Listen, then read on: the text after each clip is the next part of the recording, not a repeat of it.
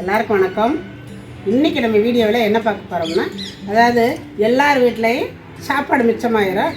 என்ன பண்ணுறதுன்னு தெரியாமல் தண்ணி ஊற்றி வைப்போம். மறுநாள் என்னன்னுவோம், அது கொதன்னு ஆயிடுச்சுன்னா கீழே தூக்கி கொட்டிடுவோம். அந்த மாதிரியெல்லாம் சாப்பாட்டை வேஸ்ட்டு பண்ணாமல் நம்ம எப்படியெல்லாம் அந்த சாப்பாட்டை யூஸ் பண்ணலாம் அப்படிங்கிறத நிறைய வீடியோவில் நான் சொல்லியிருக்கிறேன். உங்களுக்கு நிறைய விதமாக செஞ்சும் காட்டியிருக்கிறேன். இன்றைக்கி அதையெல்லாம் ஒருபடி மேலே போய் அதே சாப்பாட்டை வச்சு திரும்ப இட்லி எப்படி செய்கிறது அப்படிங்கிறத இன்றைக்கி நம்ம வீடியோவில் பார்க்க போகிறோம். நிறைய வீட்டில் வெறும் சாப்பாடாக கொடுத்தா நைட்டில் சாப்பிட மாட்டாங்க. அதே சாப்பாட்டை நம்ம இட்லியாக கொடுத்தா யார் வேண்டாம்னு சொல்லுவாங்க. அதே தான் இன்றைக்கி நம்ம செய்ய போகிறோம். இப்போ இது வேலைக்கு போகிறவங்களுக்குலாம் இன்னும் ஈஸியாக இருக்கும். நம்ம மத்தியானம் செஞ்சுட்டு மிச்சம் இருக்கிற சாதத்தை வச்சு அழகாக செஞ்சிடலாம். இது நம்ம மாவு ஆட்டணும், என்ன பண்ணுறது ஏது பண்ணுறதுன்னு நினைக்கவே வேண்டாம். அந்த நம்ம உளுந்தெல்லாம் போட்டு ஆட்டி செய்கிற இட்லிக்கும் இந்த இட்லிக்கு எந்த விதமான டிஃப்ரென்ஸே இருக்காது. அவ்வளோ அருமையாக அதே மாதிரி இருக்கும். நம்ம மாவை அரைச்சி சுடுற இட்லி மாதிரியே இருக்கும்.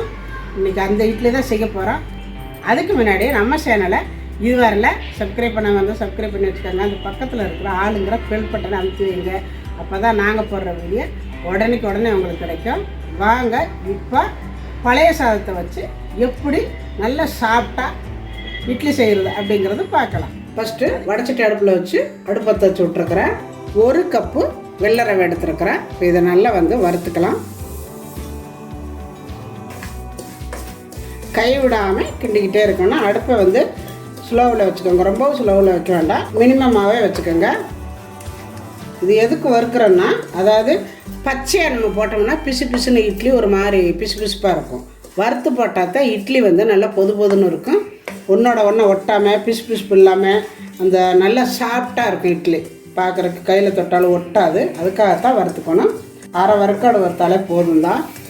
கலர் வந்துடாமல் வறுத்துருங்க. ரொம்ப கலர் வரக்கூடாது, இட்லி கலர் ஆயிரும். இப்போ நல்லா வறுத்தாச்சு, அரை வறுக்காடு வறுத்தாச்சு. அடுப்பை ஆஃப் பண்ணிட்டேன். இப்போ மிக்சி சார் எடுத்துருக்கிறேன். நம்ம எந்த கப்பில் ரவை எடுத்தோமோ அதே கப்பில் சாப்பாடு 1.5 கப்பு எடுத்துக்கணும். நான் காலையில் வடித்த சாதம், இது நைட்டு டிஃபனுக்கு நான் இப்போ செய்கிறேன். நீங்கள் பழைய சோறு இருந்தால் கூட தண்ணி ஊற்றி வச்சுருந்தா கூட தண்ணியை பிடிச்சிட்டு போட்டு அரைச்சிக்கலாம். சுடு சோறாக தான் வேணுமா, தண்ணி ஊற்றாத சோறு தான் வேணும் அப்படிங்கிறதெல்லாம் இல்லை. 1 கப் அளவு தண்ணி விட்டுக்கோங்க. தண்ணி விட்டுக்கிட்டு நல்லா நைஸாக அரைச்சிடுங்க. நான் அரைச்சிக்கிட்டு காட்டுறேன். பாருங்கள், நம்ம நைஸாக அரைச்சாச்சு இந்த மாதிரி. இப்போ இதில் நம்ம வறுத்து வச்சா ரவையை போட்டுக்கலாம்.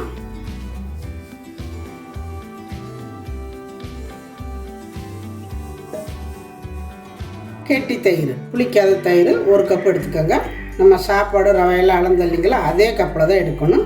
ஒரு அரை கப்பு தண்ணி விட்டு கொஞ்சம் போல் சால்ட்டு இதெல்லாம் சேர்த்து மிச்சாகிற அளவுக்கு கலக்குனா போதும். ரொம்ப நைஸாக அரைச்சிடக்கூடாது. அப்புறம் இட்லி நல்லா இருக்காது. ரவை ரொம்ப அரையக்கூடாது. இது எல்லாத்தையும் ஓரளவு அப்படியே மிக்ஸ் பண்ணுற அளவுக்கு அரைச்சா போதும். இப்போ நான் அரைச்சிக்கிட்டு காட்டுறேன். இப்போ நம்ம அரைச்சி எடுத்துகிட்டு வந்தாச்சு.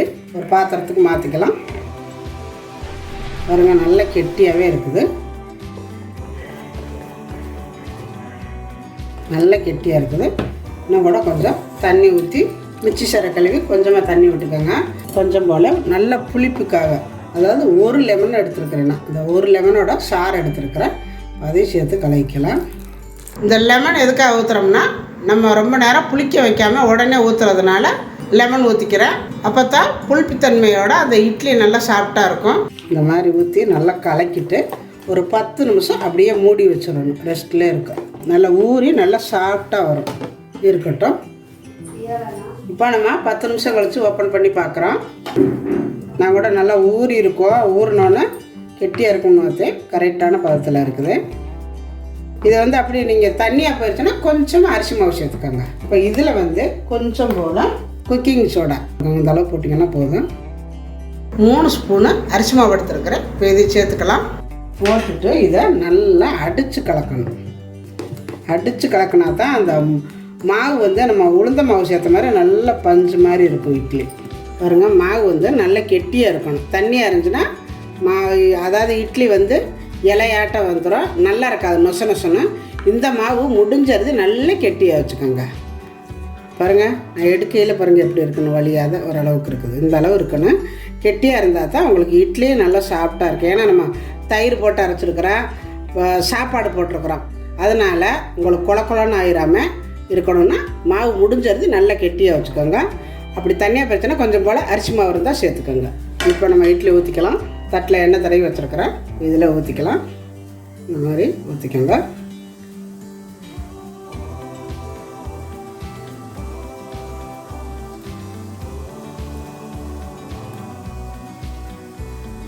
அப்படியே தண்ணி காஞ்சிட்டு இருக்குது, நம்ம அடுப்பில் வச்சுக்கலாம்.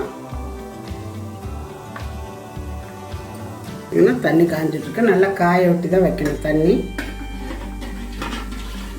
நம்ம எப்போவுமே இட்லி எவ்வளோ நேரம் வேக வைப்போமா சாதாரண இட்லி, அதே அளவு வெந்தால் போதும். 5 நிமிஷத்துலேருந்து 7 நிமிஷம் இருந்தாலே போதும். இப்போ இருக்கட்டும், நான் அப்புறம் காட்டுறேன்.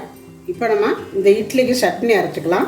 பாருங்க, நான் இப்போ எல்லாமே பச்சையாக தான் அரைக்க போகிறேன். 1 மூடி தேங்காய், 3 பல்லு பூண்டு, 3 பச்சை மிளகாய், கொஞ்சம் போல் புளி, புதினா, கொத்தமல்லி, கொஞ்சம் போல் கருவேப்பிலை. இதில் பொட்டுக்கடலை போடணும். என்கிட்ட பொட்டுக்கடலை இல்லை.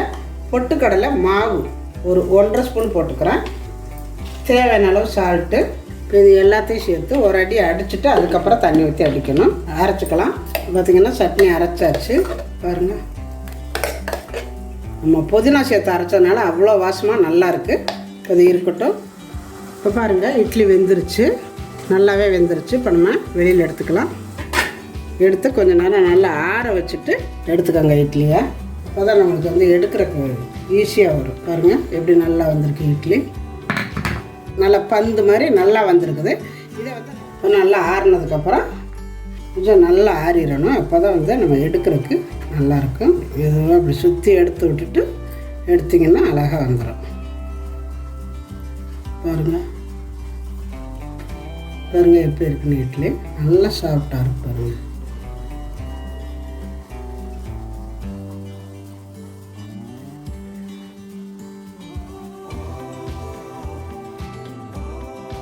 அரிசி ஊற வைக்காமல் ஆட்டாமல் உளுந்து இல்லாமல் ரொம்ப சிம்பிளாக ஈஸியாக பாருங்கள் எவ்வளோ அழகாக இட்லி செஞ்சாச்சு. இப்போ பாருங்கள், மீதி இருக்கிற சாதத்தை வச்சு ஒரு இட்லி ரொம்ப அருமையாக பஞ்சு மாதிரி வந்திருக்குது. ரொம்ப ஈஸியான வேலை, வேறு குயிக்காக செஞ்சிடலாம். இந்த இட்லியை நீங்கள் ஒரு முறை செஞ்சு பார்த்தீங்கன்னா விட மாட்டீங்க. அப்படின்னா இனிமேல் சாப்பாடு மிச்சமாச்சுன்னா அந்த பழைய சாப்பாடை தாளித்து கொடுக்கறது அப்படின்னு யோசிக்க வேண்டாம். அதே மாதிரி சாப்பாட்டில் தண்ணி ஊற்றி இந்த சாப்பாட்டை யாரா சாப்பிட்றது அப்படின்னு யோசிக்க வேண்டாம். அந்த சாப்பாட்டில் இருந்தே சூப்பராக சுட சுட ஜம்முன்னு இட்லி ரெடி ஆயிடுச்சு.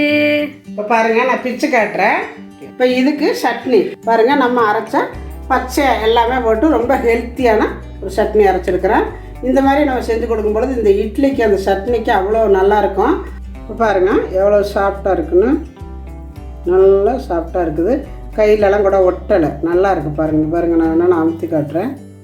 பாருங்கள், இப்படி அமுத்திட்டு எடுத்தோன்னா அப்படியே வருது. பாருங்கள், கொஞ்சம் கூட பிசு தன்மையெல்லாம் இல்லை. ஏன்னா நீங்கள் நினைக்கலாம் நம்ம அது எப்படி சாதத்தில் பண்ணுறாங்க பிசு பிசுன்னு இருக்குமே, உளுந்து இல்லையே அப்படிம்பீங்க. பாருங்கள், அந்த தயிர் தான் போட்டுக்கிறோம். எவ்வளோ நல்லா இருக்குது பாருங்கள், எவ்வளோ சாஃப்டாக இருக்குது. பாருங்களேன், தொட்டோன்னே எப்படி மகிழ்ந்து வருதப்பா. இது பாருங்க, நல்லா செமையாக இருக்குது. நீங்கள் இதை யாருக்கிட்டேயும் நான் மீதியான சாதத்தில் செஞ்சோம்னு சொல்லாமல் உங்கள் வீட்டில் இருக்கிறவங்களுக்கு செஞ்சு கொடுத்து பாருங்கள். கண்டிப்பாக சாப்பிட்டதுக்கப்புறம் சொல்லுங்கள் எப்படி இருந்துச்சு இட்லின்னு கேளுங்க. கேட்டுட்டு நல்லா தானே இருந்துச்சு அப்படின்னு சொன்னாங்கன்னா இது சாப்பாட்டில் செஞ்சது. நிஜமாக சாப்பாட்டில் தான் செஞ்சேன். என்ன எனக்கு டிஃப்ரெண்ட்டே தெரியல, வித்தியாசமே தெரியல.